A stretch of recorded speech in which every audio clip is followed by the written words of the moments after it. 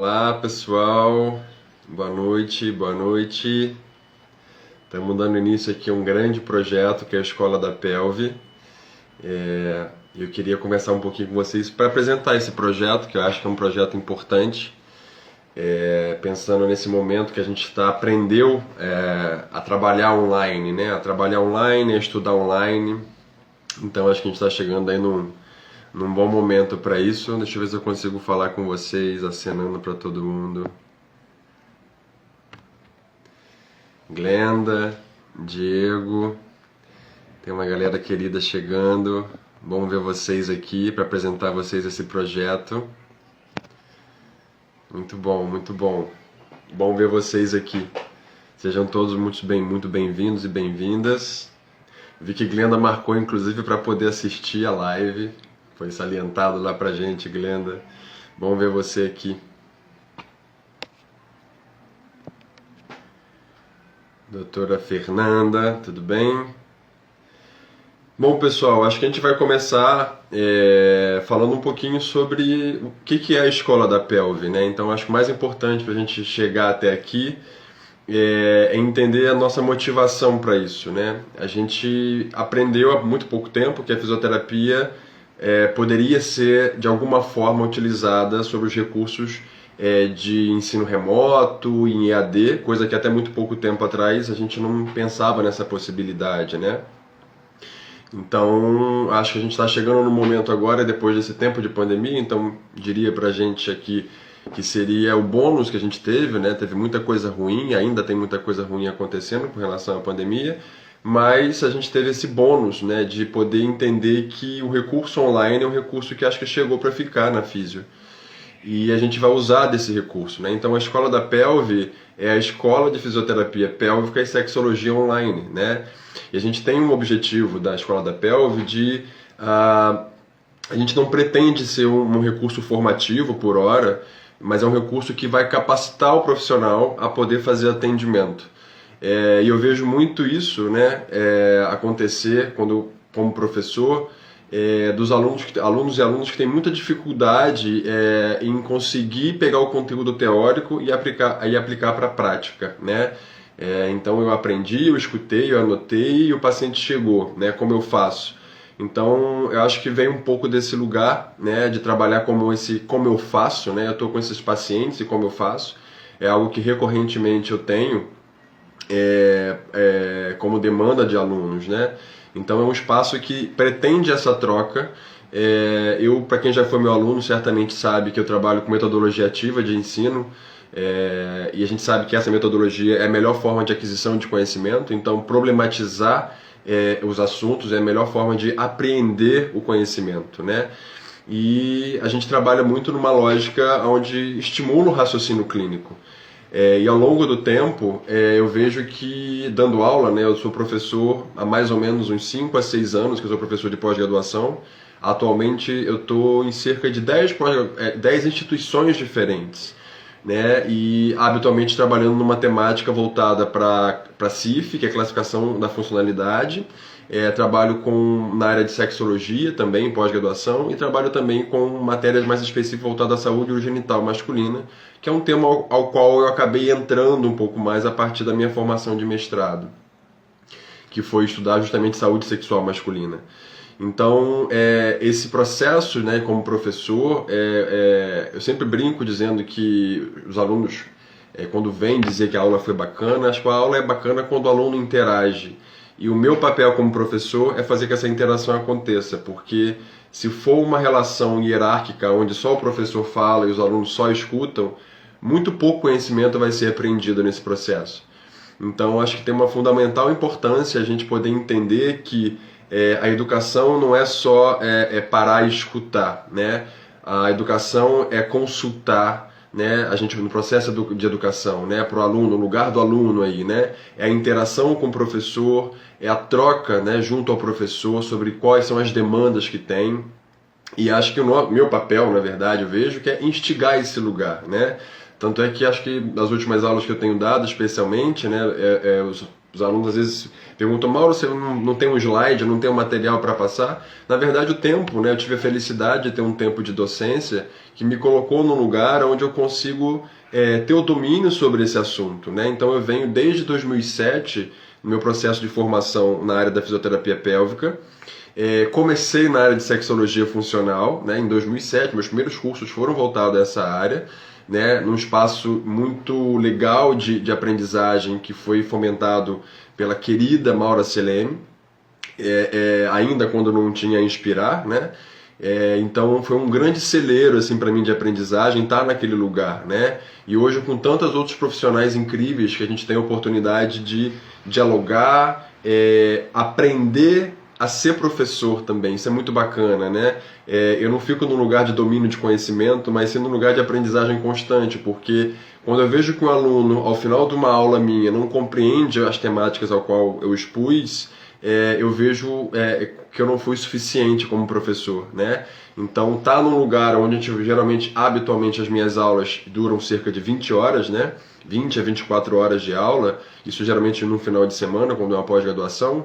Ao final desse tempo, o aluno não é capaz de desenvolver um raciocínio sobre o que foi apresentado, isso é muito grave, né? Então, nosso papel como professor, e quando a gente está falando numa capacitação, né, num espaço de compreensão de conhecimento, de apreensão de conhecimento, perdão, é muito importante que ao final de um período, né, de aula, o aluno termine, ele pode não ter muita empatia, muita simpatia, na verdade, com a temática, mas ele deve conseguir compreender quando o paciente traz a queixa, né?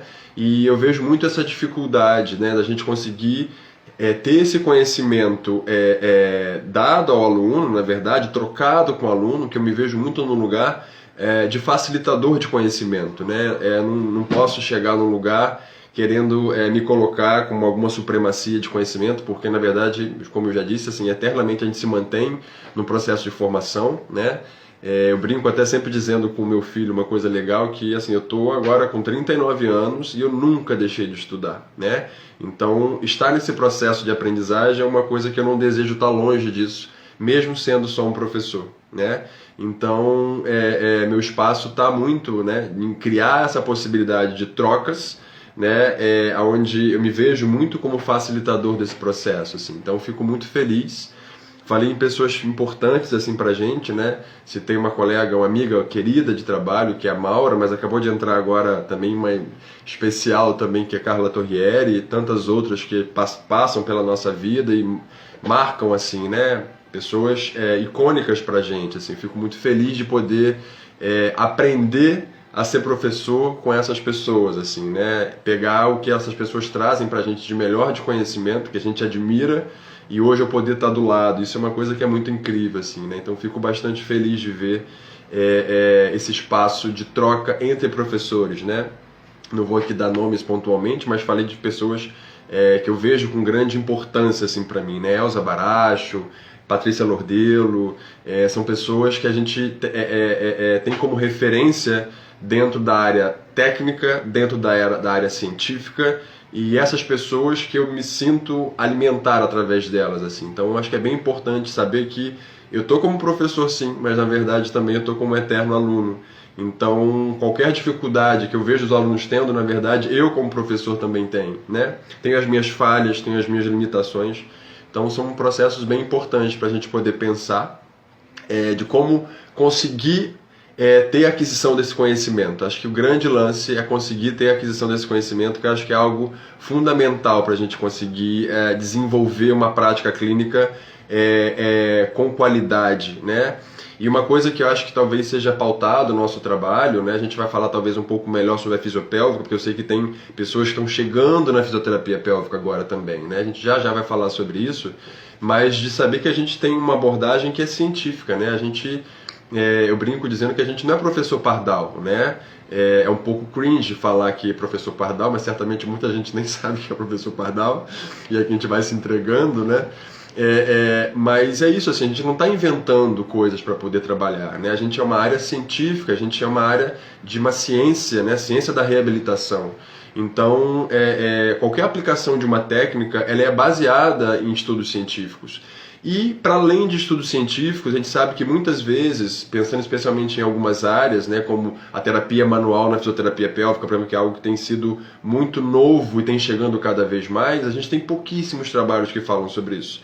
Então, o fato de não ter reconhecimento científico quer dizer que a gente não vai atuar? Não é exatamente aí que funciona, né? A gente tem dois movimentos importantes como conhecedor, né, que a gente vai trabalhar com a área da ciência, né? Então a gente vai estar baseado em evidências científicas, óbvio, tem milhões de guidelines a serem consultados, mas a gente também trabalha com plausibilidade biológica, e isso é muito importante saber como fisioterapeuta, porque quando a gente fala em plausibilidade biológica, eu preciso reconhecer aspectos fisiológicos, eu preciso reconhecer aspectos fisiopatológicos. Como fisioterapeuta, eu obrigatoriamente preciso reconhecer aspectos biomecânicos e funcionais. Então eu só consigo exercer a minha profissão baseado em evidência, mas usando a plausibilidade biológica, ainda em cenários onde não é permitido, perdão, ainda não é existente conteúdos científicos que me colocam como figuras importantes, né, no processo de reabilitação, a gente vai usar disso, né? Então nós temos dados muito claros sobre a fisiologia da pelve, sobre a biomecânica da pelve, sobre recursos manuais, né, sobre recursos cinesioterapêuticos. Então, se a gente usar do que existe na ciência e trazer essa aplicação para a pelve, a gente consegue construir técnicas que são sim baseadas em evidências, porém a gente vai ter que usar outros recursos, porque ainda é pobre esse espaço. A gente tem a sorte que a fisiopélvica é uma das áreas de grande exponencial de produção de conteúdo científico. Nós, no Brasil, especialmente, somos consagrados com isso. Temos grandes pesquisadores, na verdade, para além dos pesquisadores, temos grandes pesquisadoras, né? Eu acho que a fisioterapia pélvica traz um pouco isso para a gente também, que a gente tem uma área de predomínio gigantesco das mulheres, então a gente vê a potência e a força das mulheres no processo de produção de conhecimento. Isso é incrível, né? Porque habitualmente a gente for falar na academia, em processos, né, acadêmicos de doutorado, mestrado, né, dar aula em universidade, a gente habitualmente está muito acostumado a falar de professor. Mas a fisiopélvica, ela basicamente é feita talvez por 99% de professoras, cientistas, né, mulheres que produzem conhecimento. Então a gente precisa usar desse recurso de conhecimento produzido pelas mulheres e trazer isso, né, para um bem do nosso trabalho, né? Isso é muito especial para a gente, né? Colocar esse espaço, né, de conhecimento técnico, científico, né, assistencial, com grande, né, massivamente produzido por conteúdo, produzido por mulheres fisioterapeutas, cientistas, né? Então é uma honra poder trabalhar dentro de uma área onde é o inverso da sociedade, né? Em vez de ser uma sociedade majoritariamente, como acontece, patriarcal, eu diria que a fisiopélvica ela tem um aspecto um pouco mais matriarcal, né? Porque ela é produzida, a ciência da fisioterapia pélvica majoritariamente é produzida por mulheres. E a gente vê que grande parte das alunas que chegam, né, chegam também com esse desejo de conhecimento, né? Claro que os homens que chegam como profissionais são também produzem conhecimento. Me vejo de certa forma nesse lugar, né? Acabo que com o trabalho assistencial que eu divido com a docência, eu acabo não conseguindo ter tanto espaço para a produção de conhecimento científico. Mas eu estou muito mais no processo de divulgação desse conhecimento científico como professor, que eu acho que esse que é o meu papel, né? Então entender um pouco sobre esse lugar que a gente ocupa é muito importante, porque é aí que eu estou, assim, né? Trazer um pouco da minha história, né? da minha trajetória dentro da parte de docência, né? Como eu já falei, que vem de cerca de mais ou menos há 6 anos atrás, quando eu comecei numa pós-graduação aqui no Rio de Janeiro, né? A convite da professora Eliane Guedes. Então, desde então, esse meio, né, acadêmico, esse meio de conhecimento, de docência, foi algo muito recorrente na minha vida, assim, né? Então, o processo de formação, né, de me formar como professor, ele veio no processo da sala de aula, né? A dúvida que o aluno traz, ele não pode sair sem ter essa dúvida sanada, mesmo que seja uma disciplina ao qual ele não tem tanta simpatia ao escutar, que eu vejo que isso é muito recorrente, por exemplo, nas aulas que às vezes eu dou, como por exemplo a aula voltada à saúde urogenital masculina, né? É uma área que tem um interesse muito grande, porém existe um certo medo em atuar, né? Como é que é isso? Uma área que majoritariamente é formada por mulheres, como é que é atuar essa mulher atuar atendendo o homem, né? Então são pontos bem interessantes a gente poder discutir e é uma grande possibilidade de atuação, né? Então a escola da pelve, ela tem um pouco desse lugar, né? Eu diria que a ideia é ser pedagógico, né? Pedagógico é criar esses passos, né? Os passos do conhecimento, é muito esse lugar, assim, né? Então, quando a gente usa esses passos do conhecimento, não é só a pessoa ter um momento de estar assistindo uma aula, é o que ela faz com aquele conhecimento adquirido, aonde ela aplica, né? Então, esse lugar é muito importante para a gente, que eu preciso que esse aluno saia desse processo formativo, de capacitação, de qualificação profissional, ele saia sabendo aplicar o conhecimento que ele recebeu, né? E aí a gente vai, então, desde um beabá, até mesmo pensando numa anamnese, né, que como discutir com o paciente esses pontos, né, de entendimento sobre o processo de saúde e doença, né? Um outro aspecto importante, né, dentro de uma anamnese, a gente poder pensar, por exemplo, em espaços onde a gente precisa reconhecer o processo de saúde e doença. Isso é uma coisa que a fisioterapia falha muito, né? A gente vem de um processo de produção curricular na fisioterapia que é muito parecido com o que foi a medicina anos atrás, que hoje não mais é, né? Que era uma abordagem centrada na doença, né? Então, quando eu centro na doença, eu não consigo entender a integralidade do paciente, né? E nós, como fisioterapeutas, a gente tem um aspecto muito importante social, né? A gente fala que trabalhamos com funcionalidade. Óbvio, meu papel ele está no lugar de funcionalidade, ou seja, devolver a capacidade de interação com o seu próprio corpo, né? Na sua capacidade máxima possível. Isso é uma coisa muito importante. Quando eu falo que é possível, nem sempre a reabilitação trabalha com a cura, mas sim o ajuste, né, daquela dimensão humana dentro de uma sociedade. Que isso vai repercutir em aspectos familiares, conjugais, laborais, sexuais. Então, quando eu consigo pensar em reabilitação, eu vou trazer uma possibilidade que pode ser a cura ou uma adaptação daquele paciente que não consegue mais desenvolver plenamente as suas funções as quais ele tinha, né? Então, como é que eu consigo trazer essa possibilidade? A gente está falando sobre desfecho terapêutico, né? Então, como é que eu penso esse desfecho terapêutico para o paciente? Isso é muito importante, porque eu vejo muito frequentemente os alunos chegando com uma demanda curativa da nossa intervenção, né? E a demanda curativa ela é centrada na doença. Ela é centrada na expectativa que é trazida do médico ao paciente e depositam na gente, né? Então o paciente chega pra gente, como acontece habitualmente quando a gente vai buscar um profissional, né? De compreender aquele pessoal como sendo um sujeito do suposto saber. Então a gente coloca o profissional num lugar onde, se a gente como profissional não tiver segurança do que a gente está fazendo, a gente, na verdade, fomenta mais ainda, alimenta muito mais essa expectativa do paciente, que muitas vezes eu preciso dialogar com ele sobre o que é sucesso terapêutico. O sucesso terapêutico, muitas vezes, ele pode estar em recondicionar o paciente à sua funcionalidade, que às vezes pode ter uma perda importante, uma discapacidade importante, mas como que eu posso, mesmo mantendo algum nível de incapacidade ou de limitação funcional, voltar ao meu convívio social? Então a fisioterapia ela tem um papel que é de reabilitação social também, né? Quando eu reabilito um paciente, eu estou devolvendo esse paciente aos aspectos sociais de vida dele. A gente sabe muito bem, pensando na fisioterapia pélvica, que um paciente que tem perda urinária, por exemplo, ele começa a se limitar do convívio social. Então são aspectos importantes para poder saber que quando eu melhoro a continência do paciente, esse paciente consegue interagir com outras pessoas. Então, para além de pensar o mecanismo da continência, eu tenho um mecanismo que ele é biopsicossocial, que é o qual nós somos baseados, né? Que é baseado a partir da classificação de funcionalidade. A gente já trabalha baseado nessa funcionalidade. Isso é muito importante pensar, né?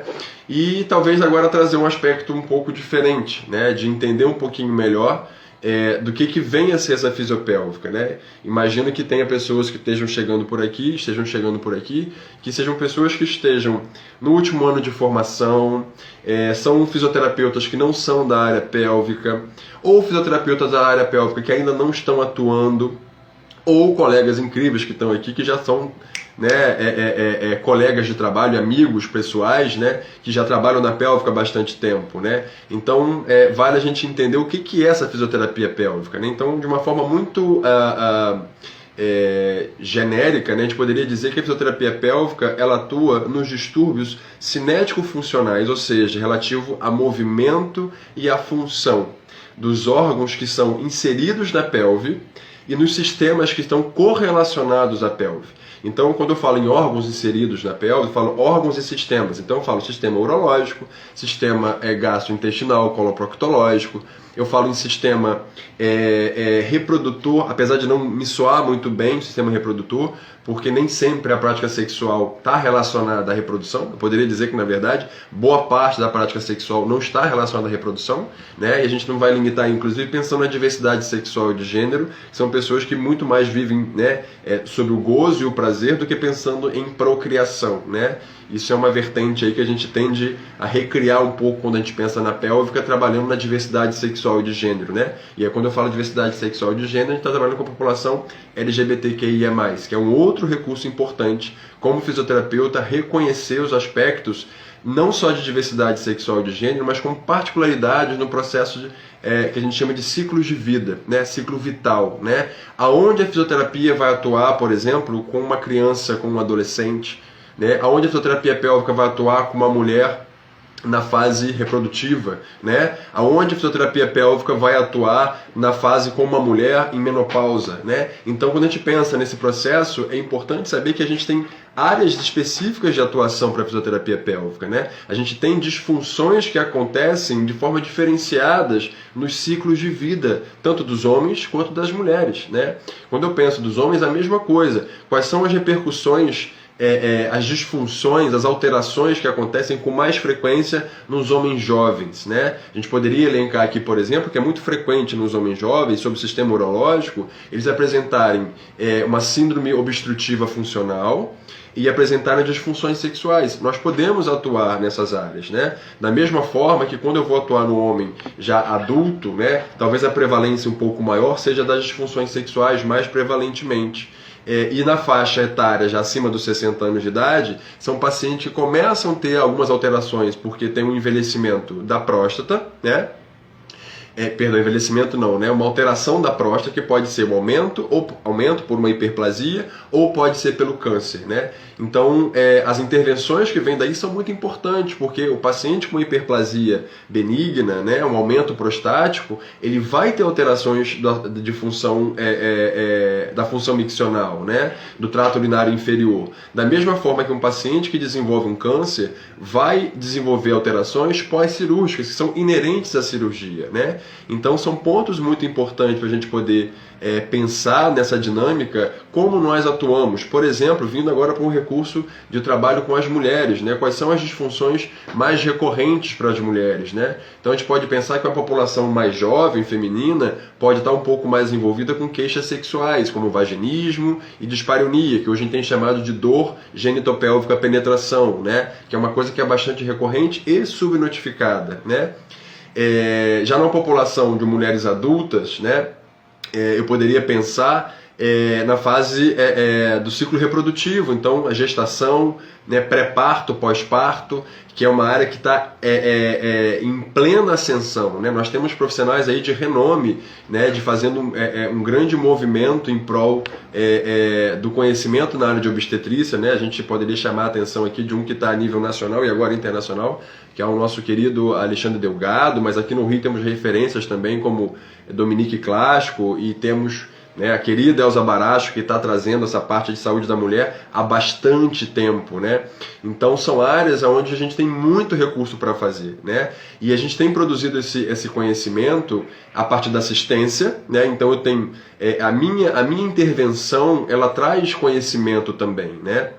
Isso é muito importante, né? Porque muitas vezes a gente tem, por exemplo, eu não encontro um estudo quantitativo com uma pesquisa de campo com um grande volume de pacientes, né? Mas se eu tiver um relato de caso de uma coisa que é raro não, né? É desconhecido, né, na produção científica, é importante essa produção, né? Então são aspectos muito importantes que o nosso trabalho cotidiano de assistência, ele pode produzir conhecimento também. Isso é muito importante, né? Eu vi recentemente uma colega da oncologia justamente produzindo, publicou um artigo sobre um estudo de caso. Né? Um estudo de caso poderia ser irrelevante? Para quem que é irrelevante? Né? Se é uma área que pode estar em plena ascensão, né? Pensando, por exemplo, na oncologia, em mulheres que fazem uma neovagina, né? Após um câncer. Então, como é que isso pode ser trabalhado? Isso é plenamente desenvolvido, já estabelecido como processo de tratamento? Né? Qual é o papel da fisioterapia nesse lugar? Então, são aspectos importantes. E por último, mas não menos importante, pensando no ciclo de vida da mulher, são as disfunções que podem acontecer durante a menopausa, né? O climatério e menopausa. Então tem recursos que a fisioterapia pode atuar também, né? Então são recursos que vão atuar, né, muitas vezes no mais popular que a gente pode chamar, seriam, talvez eu diria que seria o nosso carro-chefe, e ao mesmo tempo é onde nós temos maior reconhecimento dentro dos guidelines médicos, né? Nós somos referência, alto grau de recomendação e nível de evidência para tratar incontinência urinária nas mulheres, né? Então nós somos primeira linha terapêutica para tratar incontinência nas mulheres. E olha que interessante que a gente é a primeira linha terapêutica e a gente desconhece muitas vezes, a gente vê o desconhecimento, dos médicos sobre a possibilidade da nossa atuação, né? Então, nosso papel como fisioterapeuta, claro que é assistencial, produção de conhecimento, mas para produção de conhecimento no sentido também multiprofissional. Porque não adianta eu trabalhar no meu consultório, produzir a ciência na academia, se eu não consigo informar a sociedade o que eu estou produzindo. Se eu não consigo informar a classe médica do que eu estou produzindo. Então, nosso papel ele também é de educação em saúde, para além de ser uma educação comunitária, né, de educação ao paciente, mas também de trazer conhecimento para os profissionais que atuam, né, conjuntamente com a gente, para poder entender que, olha só, nós somos primeira linha terapêutica para abordar a incontinência urinária feminina, por exemplo, né? Então, são pontos bem importantes para a gente poder reconhecer, porque muitas vezes a gente começa a trabalhar, a gente precisa cunhar um espaço, né? E que espaço é esse a ser cunhado? Muitas vezes é dizendo, olha só, eu trabalho com isso, né? Como que eu produzo esse conhecimento nessa área? Como é que eu trabalho nessa área, né? Então, às vezes eu fico vendo muito que é um dos processos que a gente tem como papel também dentro da Escola da Pelve, é ajudar o aluno a construir essa ponte, né, entre ele e o profissional que muitas vezes é de referência. Então, muitas vezes essa mulher, ela vai a um ginecologista, por exemplo, e se esse ginecologista não reconhece a fisioterapia como uma ferramenta terapêutica de importância, no caso de uma incontinência urinária, como é que ele vai encaminhar para a gente, né? A gente está num movimento atual muito grande, e eu como fisioterapeuta e participante do CREFITO 2 aqui do Rio de Janeiro, né, eu sou da Câmara Técnica de Saúde da Mulher, é muito importante a gente ver que a gente está num movimento crescente de implementação dos fisioterapeutas nas maternidades, né? Não para assistência pediátrica, que é o que acontece, mas para assistência à mulher durante o parto, né? O pré-parto, o periparto e o pós-parto, né? A gente sabe que o pré-parto e o pós-parto é algo um pouco mais já compreendido, mas a gente está no momento agora de implementação de políticas que estão querendo colocar o fisioterapeuta dentro desse lugar. E aí eu falo com muita felicidade de poder participar desse processo, né? Junto com colegas incríveis, né, dentro do CREFITO 2, a gente está produzindo material para poder a gente passar a existir nesse lugar, né? A gente ter, por exemplo, um CBO de fisioterapia em saúde da mulher, como é que funciona isso, né? Claro que a gente está falando aqui um recorte, não sei se vocês já perceberam, que vai entre saúde da mulher e fisiopélvica, né? A gente sabe que são áreas que são transdisciplinares, né? A gente vai ter abordagens aí que são transdisciplinares, né? Mas a saúde da mulher, por exemplo, ela não contemplaria a saúde do homem, né? Então a fisiopélvica nesse lugar, ela contempla a saúde do homem, né? Então ela tem um recorte muito específico que é atuar sobre esse sistema sistema geniturinário, sistema gastrointestinal, pensando especialmente em alterações coloproctológicas. O ciclo gravídico puerperal também é um ponto importante de atuação da fisioterapia pélvica e em grande ascensão, num grande movimento, inclusive nacional, de afirmação desse profissional na área de atuação, né? Então a gente vem tentando construir isso em vários âmbitos.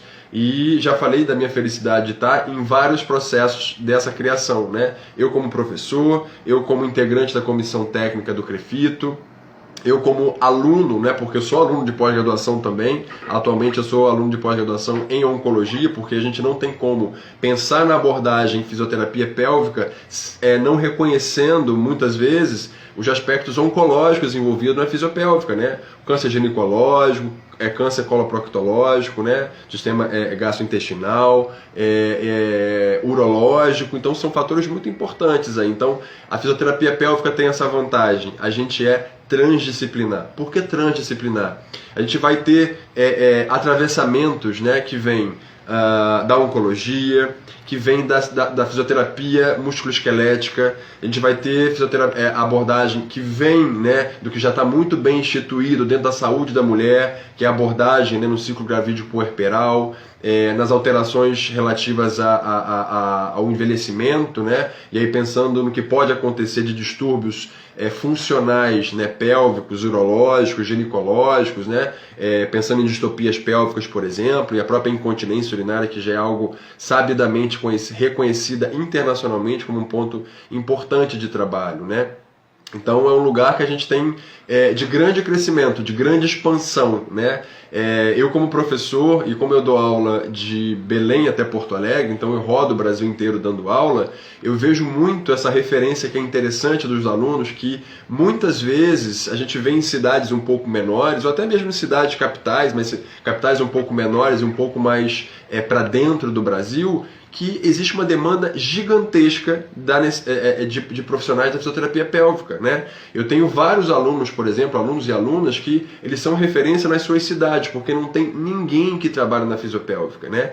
Então é uma área que é interessante a gente poder pensar, né, esse lugar de atuação, porque a gente tem um lugar que tende a ser muito bem reconhecido, porque se eu for pensar numa cidade que tem 100 mil, 200 mil, 300 mil habitantes, a gente vai ver que a quantidade de fisioterapeuta pélvico ali é muito pequena. E eu posso falar para além disso. No Rio de Janeiro nós temos bastante fisioterapeutas pélvicos, mas a gente vê que, por exemplo, dentro da saúde pública, por exemplo, é algo que não é existente. Nós temos um movimento muito recente, né, de hospitais aqui no Rio de Janeiro, né, não tão recente, mas alguns já estão de longa data, né, trazendo sobre isso, trazendo esse conhecimento da fisiopélvica já há algum tempo em hospitais federais aqui do Rio, mas que era uma referência, que não era um serviço estabelecido. Então veja que interessante, a gente pode, mesmo você, fisioterapeuta que trabalha com saúde pública, tem como você construir um processo de trabalho em fisioterapia pélvica já estando no serviço de saúde pública. Isso é muito importante. Eu fiz isso aqui no Rio de Janeiro, né? Na época que eu fui do Núcleo de Apoio à Saúde da Família, né? Eu trabalhei com medicina de família durante quase 10 anos da minha vida, né? Então esse processo de formação foi muito importante, porque eu entendi, quando eu falei para vocês sobre a gente não trabalhar centrado na doença e centrado na pessoa, né, eu aprendi isso muito com a medicina de família, né, que eles fazem uma abordagem que é integral, né, o que da sua vida está sendo tomado pela queixa que você traz, né. Então muitas vezes a limitação que a pessoa tem social, perdão, é da limitação, na verdade, funcional que ela apresenta, no caso pensando como fisioterapeuta, né. Então é algo importante para a gente poder pensar nessa construção de um conhecimento que ele tem a capacidade de atuar de forma integral na vida do paciente, né? Então isso é muito importante para a gente ter como espaço de aprendizagem aqui também, né? Bom, acho que eu já falei bastante. Para quem ainda não chegou, eu vou dar uma respirada e vou dar boa noite para todo mundo. O pessoal de Bom Jesus chegando aqui também, Bom Jesus Tabapona, tem fisioterapeutas lá, então fiz até bom falar disso, né? Nós temos uma cidade que é pequena, né, no interior do estado do Rio de Janeiro, trazendo como referência disso que eu falei, lá até onde eu conheço, nós temos uma que é mais antiga na cidade, mas tem uma população de fisioterapeutas agora começando a investir nesse lugar, né? Então foi bom aí salientar a Sandra trazendo pra gente, que na verdade é minha mãe. Beijo, obrigado por estar aqui assistindo, sempre me dando apoio, porque eu acho que a gente só consegue crescer e estar onde está com esse suporte familiar que eu não posso me queixar. E eu aprendi muito com isso, né? Porque minha mãe foi minha professora e eu acho que a educação, para mim, é um processo literalmente familiar, né? Eu cresci dentro de uma escola. Minha mãe tinha uma escola, então a gente morava dentro da escola, o barulho da sirene é o barulho que me acordava de manhã cedo. Então isso é bem bacana, né? Ver esse processo de construção de um professor. Então eu aprendi muito isso. E obrigado por isso, viu, mãe? Obrigado por estar aqui. Eu queria compartilhar com vocês agora um pouquinho, na verdade eu queria que vocês compartilhassem um pouquinho comigo o que vocês pensam, né? Dúvidas sobre o que é a Escola da Pelve, se não ficou muito claro. O que vocês querem trazer, quais são as demandas importantes. Eu vi alguém trazendo sobre a questão da população LGBT, que é algo que a gente vai lidar, né? Porque eu não sei se vocês viram que a gente, na verdade, tem a proposta de trabalhar com fisioterapia pélvica e sexologia funcional, né? Então são aspectos bastante importantes. Lembrando que sexologia não se resume à pelve, tá? Mais do que nunca é pensar num sistema muito mais abrangente de funcionamento aí, para reconhecimento dessa área, né? E aí queria saber de vocês se vocês têm alguma dúvida, como é que eu posso ajudar a compreender um pouquinho sobre isso, que acho que é interessante vocês trazerem essas demandas, porque pensando em processo de educação e aquisição de conhecimento, eu não sou sozinho, né? Se alunos não trouxerem quais são as demandas, a gente não consegue levar o conhecimento adequado para cada um, porque nem sempre o que eu acho que é o importante é o que os alunos entendem como sendo de grande importância. Então queria ver de vocês aí se vocês têm alguma dúvida, alguma demanda sobre de aula para poder falar sobre a escola pélvica. Só para lembrar que a proposta da escola pélvica, da escola da pelve, a gente, na verdade, usar o recurso, né, que a gente hoje está super bem elaborado, né, na área de educação à distância, ensino remoto, para aquisição do conhecimento, né? Então a gente vai usar do recurso do recurso da internet, né, online, para poder fazer isso, né? Então a gente vai ter uma passagem aí sobre o processo de construção de conhecimento, que vai desde conhecer os aspectos fisiológicos, fisiopatológicos, anatomofuncionais, morfológicos, biomecânicos, até chegar na anamnese. Não adianta eu estar numa anamnese e fazer uma pergunta que quando o paciente traz a queixa, eu não sei o que ele está me dizendo, né? Então, na verdade, a gente vai precisar construir isso bem desde a base, né? Então, são aspectos aí bem importantes para a gente poder ter como reconhecimento. Eu acho que vocês estão um pouco tímidos. A gente pode fazer uma coisa que eu acho que pode ser muito legal. Talvez se você assistir essa live depois, pode deixar nos comentários a demanda que vocês têm sobre o desejo, né, da escola da pelve, qual a expectativa que vocês têm com relação a isso, quais são as curiosidades que vocês têm com relação à escola da pelve, quais são as demandas que vocês querem que a gente traga como resposta para vocês, porque eu tenho uma ideia do que pode ser construído, mas é isso, assim, né, eu estou como professor, né, então como aluno, o que vocês trazem para a gente? Qual é a dúvida que vocês têm sobre a atuação do fisioterapeuta na área da fisioterapia pélvica e sexologia funcional? A gente está aqui para poder responder essa pergunta. Então será muito bacana vocês trazendo essas demandas para a gente conseguir responder isso da forma mais adequada. Tá bem? A gente não vai ter perguntas, não vai ter interação, a gente está tendo interação ainda familiar aqui, da minha irmã. Um beijo, Nininha. Apareceram aqui. Aline, gostaria de saber se existe divulgação para para a galera LGBTQIA+. Quando você fala divulgação com relação a que, Aline, especificamente? Você podia falar para mim? Divulgação sobre a nossa intervenção? É isso que você está dizendo? Explica um pouquinho melhor sobre essa divulgação que você perguntou, que aí eu te respondo um pouquinho melhor, tá bem? Enquanto você não desenvolve melhor um pouquinho, a gente vai tentar ver mais o que tem aqui. A Luciana, parceira querida do projeto. Para o profissional, para o fisioterapeuta que está pensando em ingressar nessa área, quais são os primeiros passos? Acho que é um ponto importante pensar nisso, né? Eu acho que o grande primeiro passo é o que a gente está pensando na Escola da Pelve, que é trazer o conhecimento sobre essa área, né? Então, e é um conhecimento que é conhecimento teórico aplicado a uma técnica, né? Aplicado à prática clínica, melhor dizendo, né? Então, a nossa ideia principal aqui é que esses primeiros passos a gente tá para ajudar nesse lugar, né? Nossos primeiros objetivos é conseguir fazer com que o aluno passe pelo processo de Escola da Pelve e ele consiga ter aquisição do conhecimento e consiga aplicar na prática esse conhecimento adquirido, né? Então isso talvez seja o mais importante, né? Então eu diria que o primeiro passo de um fisioterapeuta é um processo formativo, né? E a gente pode dizer que muitas vezes investir nesse momento numa pós-graduação para alguém que está chegando na área, alguém recém-formado, um fisioterapeuta que está trocando de área, às vezes pode ser uma coisa ainda um pouco duvidosa. Será que vale a pena? Será que eu vou gostar dessa área? Será que é uma área que me traz muitos tabus, que eu não vou saber lidar muito bem? Então a melhor forma de a gente poder saber se eu posso entrar, né, literalmente de cabeça na área da pélvica, que eu vejo acontecer com a maioria das pessoas, né? As pessoas vão muito de mergulho na pélvica, porque é uma área com potencial de crescimento gigantesco, né? A gente sabe que a gente tem uma valorização profissional técnica muito, muito grande, né? Tanto a nível assistencial, quando a gente trabalha com consultório, com clínicas, né? Quando você trabalhando a nível privado, a nível com saúde suplementar também, a gente é bastante valorizado nesse espaço, né? Então a gente tem um diferencial muito grande de trabalho, né?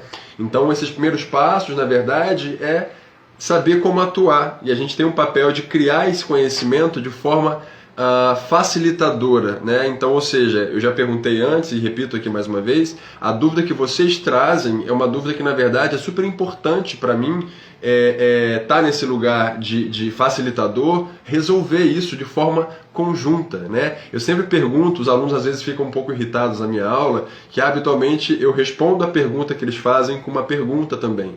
Porque quando a gente faz o aluno pensar sobre o que ele está dizendo, muitas vezes ele tem minimamente a resposta ao qual ele está perguntando, né? Então muitas vezes, né, pensando no processo formativo, tenho medo, né, de poder falar sobre o assunto, tenho medo de atender o paciente. Como é que eu vou atender um paciente pela primeira vez? Qual fisioterapeuta nunca passou por essa experiência, né? Quando você estava no processo acadêmico, né, quando era fisioterapeuta lá graduando, né, aluno de fisioterapia, o desespero que era pelo primeiro paciente a ser atendido, né? Como é que eu vou trabalhar, né, com fisioterapeuta?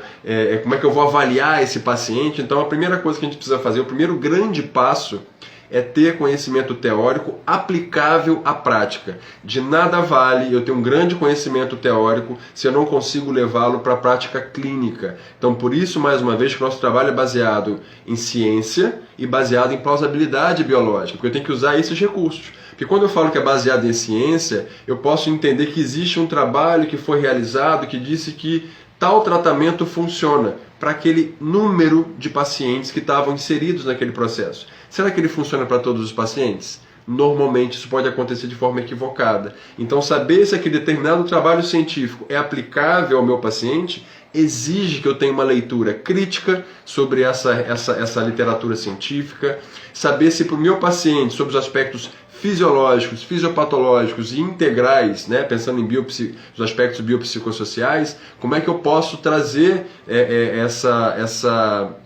esse olhar integrativo, né? Então a gente está muito, como eu já falei, a gente está pensando muito em criar essa ponte, criar a ponte entre o conhecimento e a prática clínica, criar uma ponte entre o fisioterapeuta e os profissionais de referência, muitas vezes como médico, né, que são os pacientes que habitualmente a gente tem como suporte, né, como trabalho de forma multiprofissional e preferencialmente interdisciplinar. Para ser interdisciplinar a gente precisa ter muito conhecimento. Porque para poder discutir com o médico sobre a terapia que eu estou trabalhando, eu preciso ter aspectos muito concretos de conhecimento. Então, mais uma vez, a gente está num papel onde é a aquisição do conhecimento, levando para a prática. E essa prática pode ser a prática clínica com o paciente ou a prática relacional com outros profissionais, porque a gente só consegue ganhar espaço quando nós passamos a ser reconhecidos. E eu só sou reconhecido na área quando eu tenho acesso a outros profissionais. Então, esse acesso é a porta que a gente está querendo abrir, né? É como a gente vai conseguir chegar nesses espaços, né? Transferir o conhecimento teórico para a prática clínica, transferir o conhecimento teórico para a mobilização, né, de outros profissionais, trazendo a importância do fisioterapeuta na área de reabilitação pélvica, né? E são fatores bastante importantes.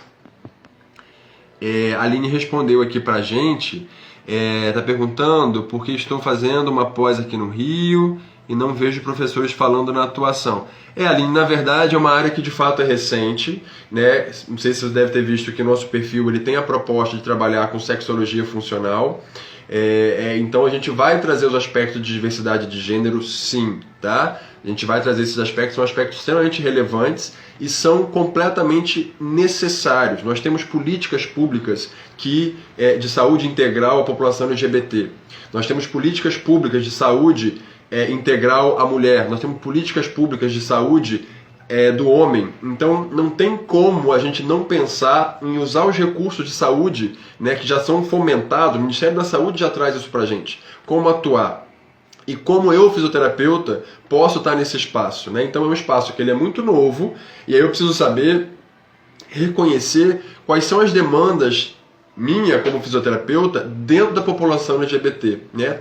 E aí eu tenho um cuidado muito grande, né? Que a gente tem é muito comum a gente ver a fisioterapia num papel de criar uma demanda para os pacientes, como se eles fossem depender, né? E o nosso propósito aqui não é só trazer uma autonomia do paciente, no sentido de como eu vou reabilitá-lo, ele vai voltar a ser uma pessoa autônoma. Então, eu como fisioterapeuta, né, eu como professor, eu falo que sou um facilitador, mas como fisioterapeuta eu sou um facilitador de retorno à vida funcional dele também, né? Então eu preciso reconhecer quais são esses processos.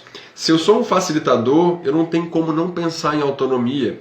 Então a autonomia vai ser a autonomia do aluno no processo da construção do conhecimento dele. Como que ele vai ter uma aquisição de conhecimento? E ele só consegue fazer isso a partir do exercício crítico do pensamento. Se a gente não tem um exercício crítico do pensamento, a gente não consegue desenvolver um raciocínio clínico. Uma coisa é eu escutar uma queixa, outra coisa é eu saber o que eu faço com essa queixa. Se eu só reconheço essa queixa do ponto de vista teórico, isso é suficiente para atender? Não. Eu preciso saber essa queixa, como eu transformá-la em recursos a partir do conhecimento adquirido, em manejo terapêutico, né, em reabilitação. Então são coisas bastante importantes para a gente poder pensar nesse processo. Eu não sei se eu consegui te responder bem, viu, Aline? Mas a gente precisa, na verdade, ainda construir bastante esse espaço aí, tá? É um espaço bastante importante aí para a gente poder pensar e de construção coletiva, né? É muito bom quando a gente fala que não falam sobre o tema, porque quando não fala, a gente precisa falar. E esse é o espaço que a gente vai ter, de usar não só para trabalhar com a fisioterapia do que já vem sendo construído ao longo do tempo, mas também do que não é falado, né? Por exemplo, que acabou de ser falado pela Aline agora, sobre os cuidados de saúde da população LGBT, né? Que a gente chamaria aí da população da diversidade sexual e de gênero, né? Então são aspectos bastante importantes para a gente poder pensar assim, né? Cada vez mais gente querida entrando aqui, é bom ver isso, né? Dedéia chegou aqui, mais uma outra pessoa que baseou a minha formação profissional, que eu estou aqui só por conta dele, meu pai também. Obrigado por estar aqui e obrigado por ter me ajudado a construir a pessoa que eu sou aqui nesse processo de aprendizagem constante. Devo muito isso a vocês. Alguma dúvida, pessoal? A Aline deu uma interagida. O que mais a gente pode falar um pouquinho? Isso é um processo bem importante, né, Aline? A gente vai trabalhar um pouquinho falando sobre esse tema, né, que é sobre a população transgênero, né?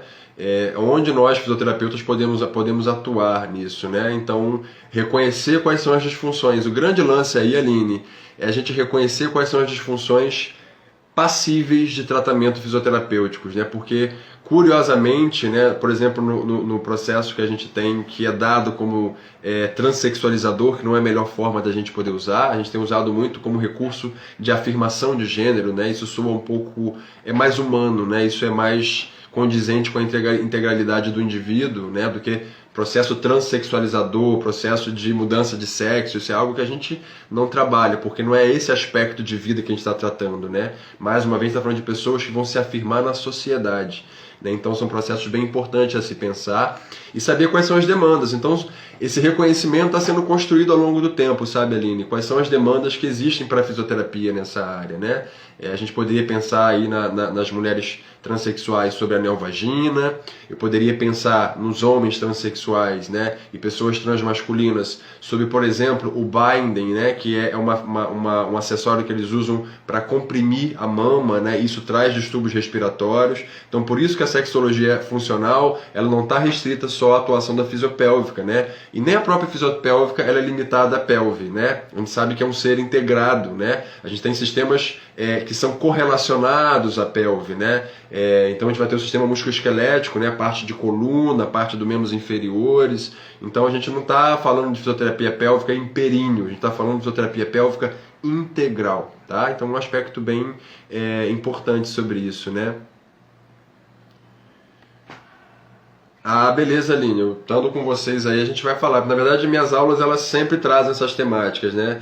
Eu não consigo ter uma possibilidade, né, de atuar como professor e não trazer todas essas demandas existentes aí, né? Isso é bem importante a gente poder pensar dessas possibilidades de intervenção e de profissional de cuidado, né? A gente está no processo formativo aqui, é mais um espaço também importante para isso. Obrigado pela sua interação, viu, Aline? Foi bacana a gente poder falar um pouquinho sobre esse tema que vai estar presente na Escola da Pelve, tá bem? Mais alguma dúvida?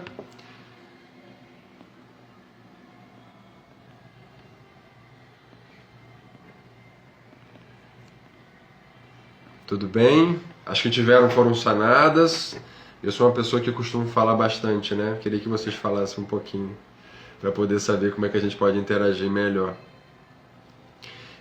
Bom, de qualquer forma, fica o lembrete, se você está vendo essa live agora gravada, não esquece de deixar nos comentários quais são as expectativas que vocês têm para a Escola da Pelve, o que vocês gostariam que tivesse dentro desse conteúdo da Escola da Pelve. Lembrando que a Escola da Pelve é a sua escola online de fisioterapia pélvica e sexologia funcional. Então a gente precisa da interação de vocês, porque o conteúdo vai ser produzido para vocês. Não sou eu que vou construir isso de uma forma limitada, achando que vocês têm que ter tais conhecimentos. Claro que tem um escopo básico, né, que eu já falei para vocês, e a gente marca mais uma vez, né? Reconhecer aspectos integrais de saúde, né, os aspectos biopsicossociais, fisiologia, fisiopatologia, biomecânica, né?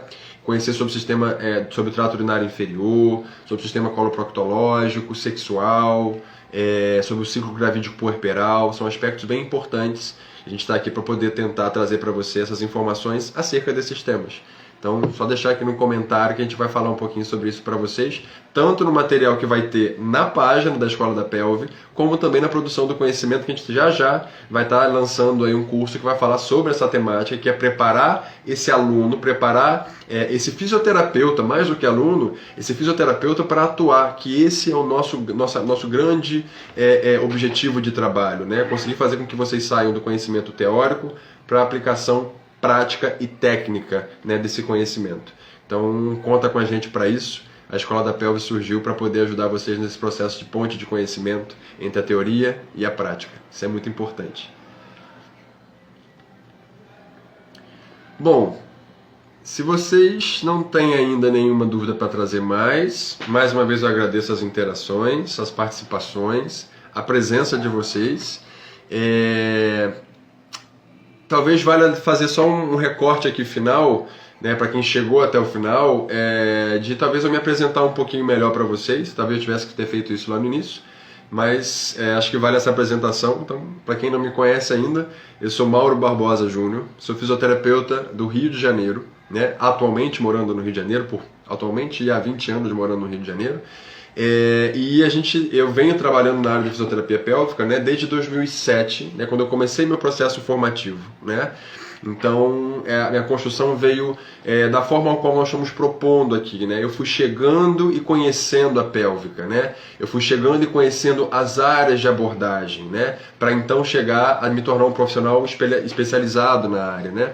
Então isso é um ponto bastante importante, a gente poder entender que o processo de formação, ele não é única e exclusivamente formado pela pós-graduação. A pós-graduação é super importante porque você se torna um especialista na área, né? Isso é muito importante, né? A gente tem ferramentas de mostrar o quanto você se empenhou nesse processo, né? Então isso é bastante importante saber que a gente tem a chancela, né, do nosso Conselho Federal, né, como especialista, mas temos também a chancela pelo Ministério da Educação, nos tornando especialista nas áreas também, né? E esse meu caminho veio num processo formativo, né? Trabalhei durante cerca de 3 anos na Universidade Estadual do Rio de Janeiro, trabalhei no Ambulatório de Saúde da Mulher, né, junto com a Medicina de Família. Nessa mesma época de trabalho, a gente teve um trabalho paralelo que é na área de gênero e sexualidade, né? Esse trabalho foi o trabalho que me integrou, né, ao trabalho da abordagem de sexualidade humana, né, ao qual hoje, né, eu sou membro, sou do Comitê Científico da Sociedade Brasileira de Sexualidade Humana, né? Então isso é um lugar também ao qual eu fui cunhando ao longo do tempo, através desse conhecimento adquirido pelo processo de trabalho.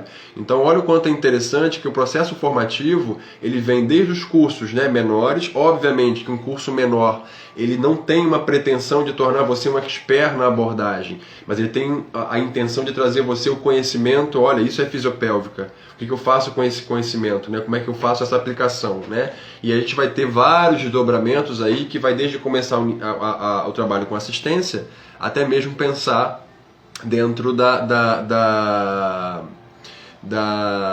parte de conhecimento científico, né? Como é que a gente vai fazer isso? Né? Então, dentro da UERJ, eu desenvolvi esse trabalho na área de saúde da mulher, que a gente trabalhava com os ciclos de vida da mulher, então adolescentes, mulheres adultas e mulheres na fase da terceira idade, né? Ciclo gravídeo puerperal era uma outra demanda muito importante que a gente tinha lá nesse trabalho no Ambulatório de Saúde da Mulher, né? Na Universidade Estadual do Rio de Janeiro. Lá na universidade eu consegui o acesso ao mestrado, né? Então eu desenvolvi uma dissertação que aí já foi voltada à parte de saúde masculina, né? Que é onde eu desenvolvi o trabalho na parte de saúde sexual masculina, e é onde a parte de sexualidade veio cada vez tomando mais formato, né? Então, depois da dissertação, o espaço de academia para mim começou a abrir um pouco mais, né? Mas especialmente eu acabo ficando um pouco mais na docência, especialmente em pós-graduação. Então, atualmente eu sou professor de cerca de, se não me engano, se não me falha a memória, talvez sejam 10 instituições de pós-graduação ao longo, né, pelo Brasil, né? Então, que eu vou dando aula desde Belém até Porto Alegre. Sou professor também não só na área de fisioterapia pélvica, mas também na área de sexologia, né? Sou professor de pós-graduação de sexologia também, né? Numa pós-graduação de sexologia. Então, essa construção ela veio sendo feita ao longo desse caminho, assim, né? Você vai trabalhando, você vai tendo reconhecimento pelo seu trabalho, você produz ciência ao mesmo tempo, você produz conhecimento ao mesmo tempo, você consegue atuar clinicamente de forma responsável e baseado numa ética profissional muito importante, que isso é um aspecto bem interessante de trazer. E isso me trouxe, né, esses espaços que pertencer hoje a instituições de grande relevância, né, que é a Sociedade Brasileira de Sexualidade Humana, como no Comitê Científico. Eu sou membro também do Departamento de Medicina Sexual, da Disfunção Sexual Masculina, né, da Associação Brasileira de Estudos em Medicina Sexual e Sexualidade, que é a BENS, né? Participo, né, como já falei para vocês, da Câmara Técnica do CREFITO 2 aqui do Rio de Janeiro, na Câmara Técnica de Saúde da Mulher, né? Então são os espaços que hoje eu estou, né? Então, eu estou atuando também não só pensando em docência, em assistência, mas eu estou tentando também trazer um pouco de conteúdo para além de conteúdo, na verdade, né? A gente está criando espaço para fisioterapia, né? A gente teve recentemente o reconhecimento pela Associação Brasileira de Sexualidade, a SBRASH, a atuação do fisioterapeuta como sendo um profissional que intervém nas queixas sexuais. Então, até então, a gente não tinha nem titulação para o fisioterapeuta, e hoje a gente tem. Isso foi construído porque nós, fisioterapeutas, estamos presentes na SBRASH, né? Fico muito feliz de ter, de alguma forma, feito parte disso, né? Grande parte disso foi uma querida amiga lá do Sul, Cristiane Carbone, que tem uma grande responsabilidade de criar esse espaço de atuação do fisioterapeuta na área de sexualidade a partir da Associação Brasileira de Sexualidade Humana, né? Eu acho que isso, a minha apresentação talvez fique um pouco por aqui. Acabou que eu falei um pouco mais no final, mas quem ficou até o final soube da onde eu atuo, como eu faço o meu processo de trabalho. Eu acho que a ideia não é desgastar vocês muito com live. A gente já tem mais ou menos 1 hora de live.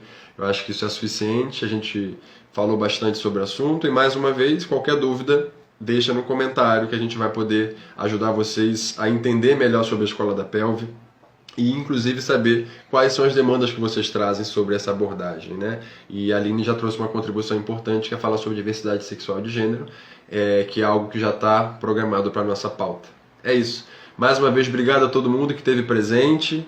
Um beijo para vocês, boa noite. Acompanhe o canal, a gente está tendo divulgação de material regularmente, né? A gente está com programação de lives a serem realizadas semanais também. Então fiquem atentos e atentas, que a gente vai estar trabalhando com essa produção de conteúdo, tentando trazer uma aplicabilidade grande para isso, né? Então é uma página que ela tem uma função de já ser um processo educativo. Então a gente está, na verdade, com um perfil no Instagram que o objetivo é que você consiga ter conhecimento adquirido por essa página. Então é isso.